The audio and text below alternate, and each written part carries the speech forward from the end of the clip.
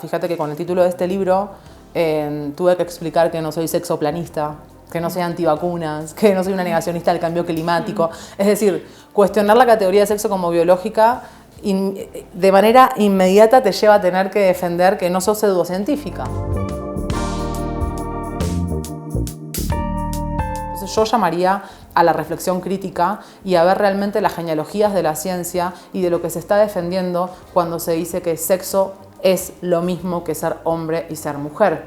En realidad, sexo es una categoría que supone describir de manera asertiva nuestras biologías, pero no lo hace. Entonces tenemos que ocuparnos de explorar cómo realmente se desarrollan las diferencias biológicas a la luz de las normativas de género y considerando lo que nos caracteriza como especie, que es nuestra alta plasticidad. Mira, esto fue como, hay que decirlo, mis antecedentes son básicamente polarizantes con estas ideas que hoy trabajo, porque yo me formé en biotecnología y tengo un medio doctorado en neurociencias porque hice una investigación en ciencias biomédicas, en ciencia básica, y me formé en la licenciatura y tanto en la licenciatura como en este camino del doctorado que hice, en la idea de que hay dimorfismo sexual, es decir, dos formas biológicas sobre la base de las posibilidades reproductivas. Es decir, la clasificación de vulva implica toda una serie de parámetros biológicos específicos, incluyendo el cerebro, y pene implica toda una suerte de parámetros biológicos específicos, diferentes a los de personas con vulva, y también implica el cerebro, es decir, la idea de sexo cerebral. Y la otra idea con la cual me formé tiene que ver con la relación entre cerebro y mente. Básicamente se defiende, o en general se asume, que cerebro y mente son lo mismo. Yo venía de esa formación y en mi laboratorio, cuando estaba haciendo investigación, eran los presupuestos que guiaban la investigación que hacía. Ahora, en primera persona, tuve bastantes cuestionamientos con la práctica científica.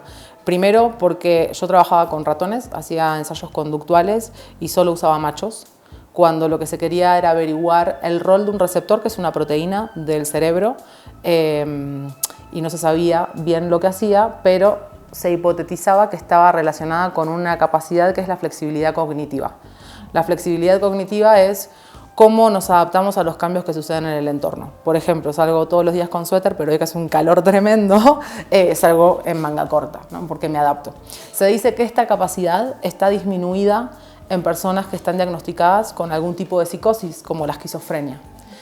Y teniendo en cuenta que el receptor es una proteína y la proteína es la traducción del ADN o del genoma, el fondo de la investigación implicaba asumir que había una predisposición genética para la esquizofrenia, ¿no? En primera instancia, entonces, solo trabajaba con machos y me llamó la atención, porque si no sabemos lo que hace la proteína y supuestamente el sexo cerebral, tendríamos que ver qué hace la proteína en machos y hembras. Dije, eso es como sentido común, qué raro. Entonces, me di cuenta que la idea de trabajar solo con machos no era una cuestión individual de mi jefa de laboratorio, sino que se replicaba en los otros grupos de investigación que tenía al lado, y más allá de ellos, estructuralmente a nivel global, en la investigación solo se solían usar machos, salvo que haya un estudio directamente ligado con las hembras. Y la justificación era que las fluctuaciones hormonales de las hembras implicaban una introducción de variables que complejizaban los análisis estadísticos. Entonces, cuando me meto a PubMed, que es la base de datos biomédicos más grande que hay, a ver cerebro, humanos y diferencias de sexo, porque en un momento pensé y dije, bueno, por ahí no hay diferencias. Como uso solo machos, por ahí estoy atrasada en la investigación y ya se vio que no.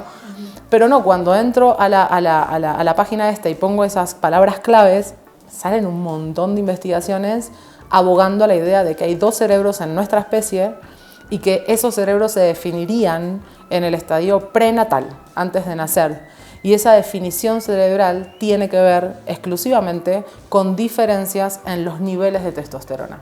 Las personas o los procesos de gestación con testículo tendrían mayores niveles de testosterona y esos mayores niveles de testosterona masculinizarían su cerebro.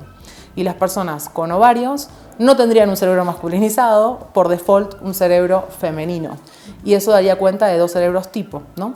Ahora, ¿qué pasa con ese sexo cerebral, digo yo? ¿Qué había más? ¿Qué pasaba? Entonces me enteré que para el discurso neurocientífico predominante, incluso hoy, esta masculinización prenatal explicaba la identidad de género, la orientación sexual y ciertas habilidades cognitivas conductuales. Es decir, que el cerebro del hombre, o sea, el sexo masculino, suponía que sea hombre, que sea heterosexual, y tenía habilidades cognitivas para las habilidades que se llaman visoespaciales, que son mapas de navegación, cómo nos movemos a través del entorno.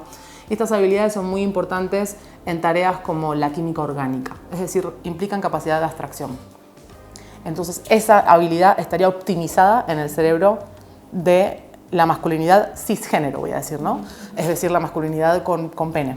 Lo que yo diría es que tenemos que hacer una reflexión crítica de lo que estamos defendiendo cuando asumimos que el sexo implica ser hombre y mujer, porque estamos defendiendo la subordinación de las mujeres cisgénero blancas, que es en la esfera doméstica como siempre, además, por supuesto, de la bestialización de los cuerpos racializados, porque acá no llegamos a hablarlo, pero sexo y raza, y lo trato en este libro, son categorías que se desarrollan para justificar también biológicamente la raza, obvio, ¿no? En esta organización social jerarquizada. Como la raza no es una categoría biológica, tampoco lo es el sexo. Eso no implica que no haya racismo y que no haya sexismo, pero ese racismo, ese sexismo no se basan en verdades biológicas, se basan en categorías que se usaron para justificar biológicamente la supremacía de la masculinidad cisgénero blanca, adulta, heterosexual, propietaria. La idea de sexo, por eso digo que opera como un obstáculo, porque invisibiliza la complejidad de variables que tenemos que considerar cuando hablamos de diferencias biológicas entre hombres y mujeres cisgénero. No se trata de negar que hay diferencias. En promedio, la tasa de metabolización hepática es mayor en hombres cisgénero que en mujeres cisgénero. Pero la idea de diferencias de sexo vuelve ese promedio absoluto. Invisibiliza todo lo que no entra en ese promedio, y todo lo que no entra son personas.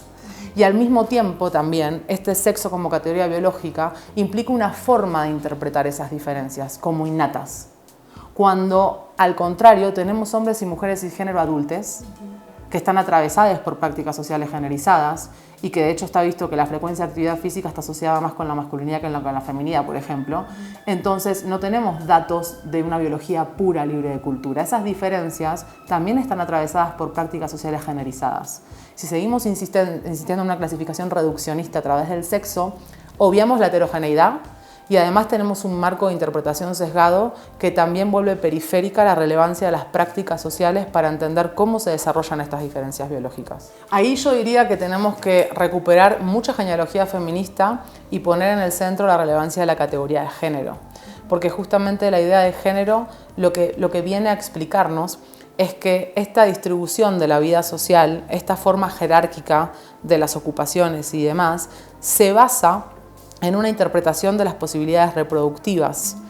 Y esa interpretación de las posibilidades reproductivas es lo que llamamos, o las expectativas socioculturales en función de estas posibilidades reproductivas, es lo que llamamos género. Entonces, cuando decimos que hombre y mujer es lo mismo que sexo, fíjate, cuando decimos eso, lo que estamos diciendo no es que hombre y mujer son producción de espermatozoides y ovocitos. Cuando a vos te asignan un género al nacer, cuando vos te dicen mujer u hombre al nacer, no están diciendo, ovocito, espermatozoide. Ni siquiera van a saber si lo vas a producir, porque en ese momento no sabemos todavía. Sería un pronóstico. Pero nadie de la comunidad científica va a decir que esa es la verdadera respuesta o la verdadera justificación para esa asignación. ¿Qué es lo que van a decir? ¿En qué se basa esa asignación? No en la genitalidad en sí, sino en lo que la genitalidad predice.